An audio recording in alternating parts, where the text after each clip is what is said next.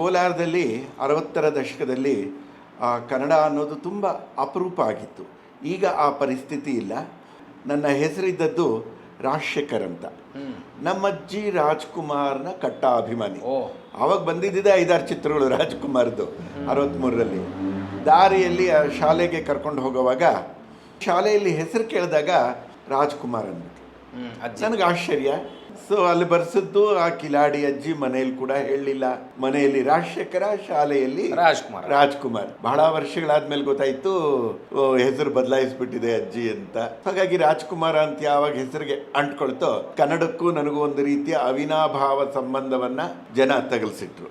ರಾಜ್ಕುಮಾರ್ ಅಂತ ಹೆಸರಿಟ್ರಲ್ಲ, ಆದ್ರೆ ನೀವು ಒಂದು ದಿನ ರಾಜ್ಕುಮಾರ್ ಅವರನ್ನ ಭೇಟಿ ಆಗ್ಬೋದು ಅಂತ ಕನಸು ಮನಸ್ಸಿನಲ್ಲಾದ್ರೂ ಅನಿಸ್ಕೊಂಡಿದ್ರ? ಇಲ್ಲ ಸರ್, ನಾನು ಆ ರೀತಿಯ ಕನಸು ಕಂಡು ಏನನ್ನು ಮಾಡಿದವನಲ್ಲ, ಕೆಲಸ ಮಾಡ್ತಾ ಹೋದವನು. ಯಾವಾಗ ರಾಜ್ಕುಮಾರ್ ಅವರನ್ನು ಗೋಕಾಕ್ ಚಳವಳಿ ಸಂದರ್ಭದಲ್ಲಿ ಆ ಹೈಲ್ಯಾಂಡ್ಸ್ ಹೋಟ್ಲಲ್ಲಿ 3 ದಿನ ಸತತವಾಗಿ ಭೇಟಿಯಾಗುವ ಒಂದು ಅವಕಾಶ ಸಿಕ್ತು. ಎಂಥ ಅದ್ಭುತ ಅಮೃತಗಳಿಗೆ ಅಲ್ಲ. ಅಯ್ಯೋ, ಅಮೃತಗಳಿಗೆ ಒಂದು ಭಾಗ್ಯ ಅದು. ಅನಿರೀಕ್ಷಿತವಾದದ್ದು ಘಟಿಸಿದ್ದು. ಅಷ್ಟು ಸರಳತೆಯ ಸಾಕಾರ ಮೂರ್ತಿ. ಸೌಜನ್ಯ ಅನ್ನೋದು ಅವರ ಕೇರ್ ಆಫ್ ಅಡ್ರೆಸ್ ಆಗಿತ್ತು.